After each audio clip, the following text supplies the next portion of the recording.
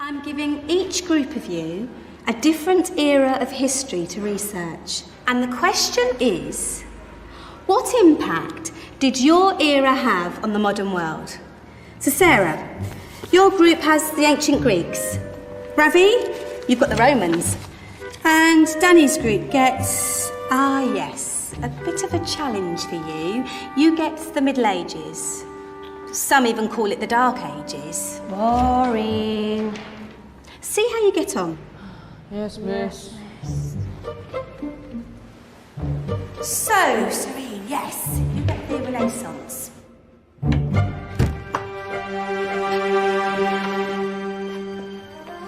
Is that the librarian? I guess so. How are the Dark Ages going to have anything to do with us? Excuse me. Sorry to bother you. What do you want? We need to find out what impact the Dark Ages had on the modern world. Never was a period of history so poorly named. Don't touch. It's priceless.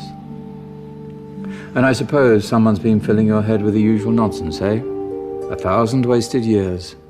A black hole in history, am I right? Yeah, sort of. You see, it's always the same.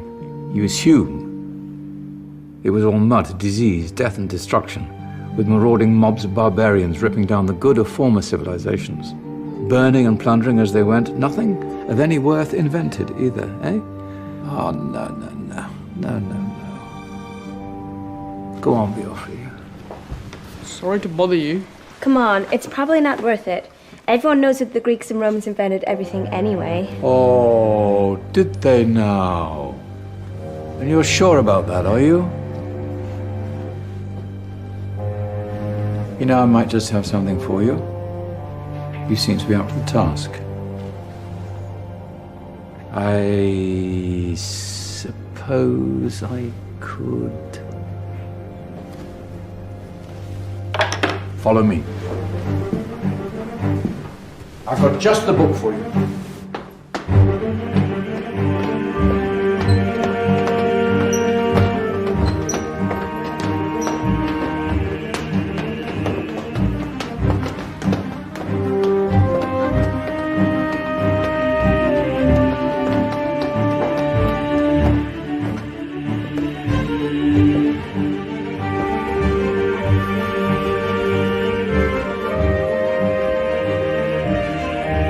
Where are we going? I don't know. Ask him.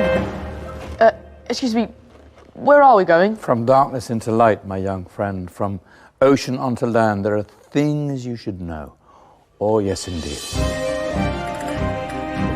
Yes, indeed.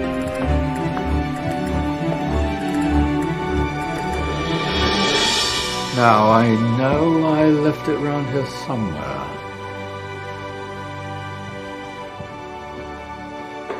Ah, here it is. Now,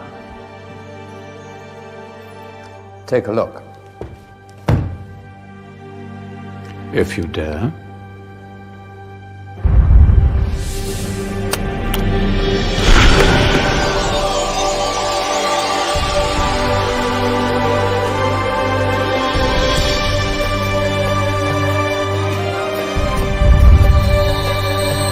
What's going on?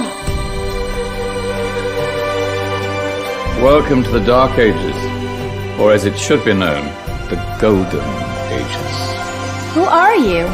I am Al-Jazari, engineer and ingenious inventor. I thought you said this was the Dark Ages. It doesn't look very... dark.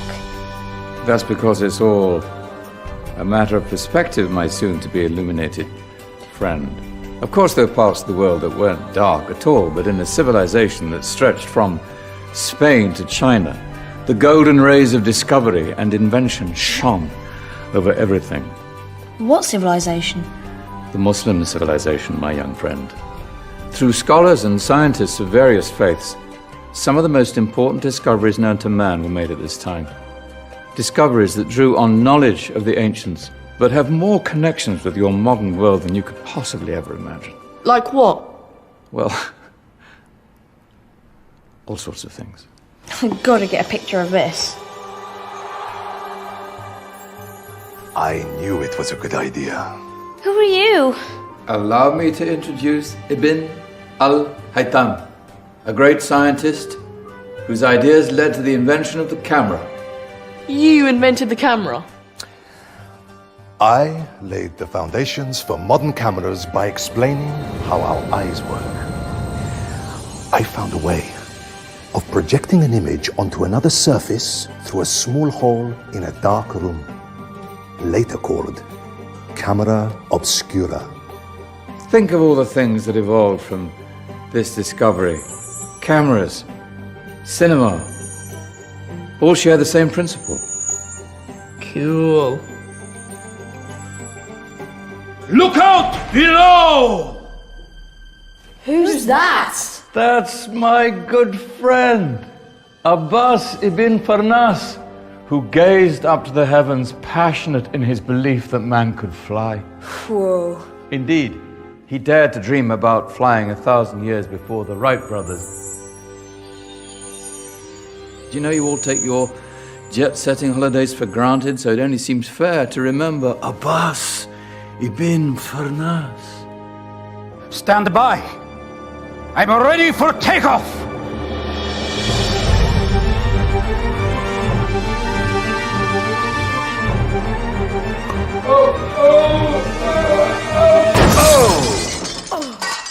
You did forget one thing, though. A tail, useful for landing. My back. Is there a doctor in the house?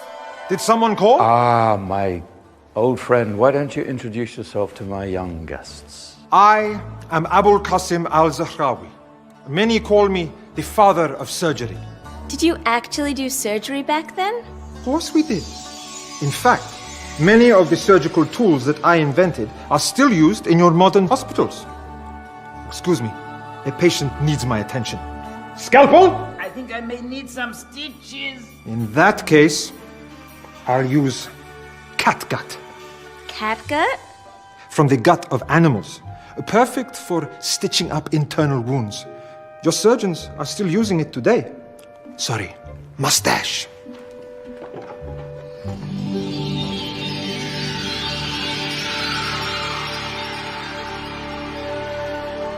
Who's she?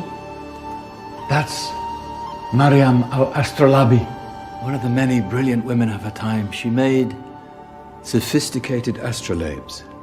Astro what? Astrolabes.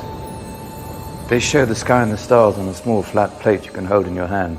Think of them as ancient calculating or timekeeping devices. Today you have your watch, your compass, satellite navigation, helping people and explorers travel the world.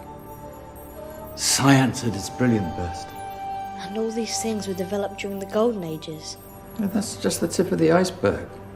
There were thousands of other inventions covering all areas of life, and in the years that followed, their influence spread across the whole of medieval Europe. So you see, it wasn't so dark after all.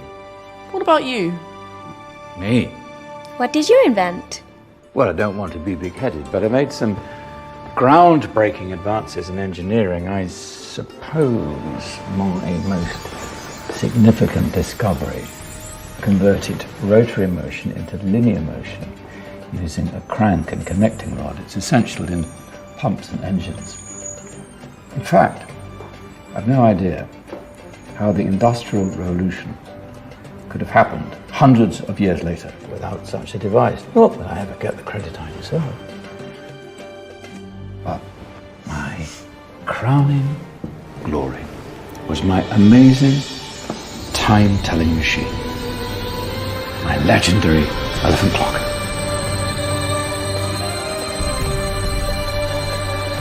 It's a clock. Yes. Dozens of components collected from different cultures around the world.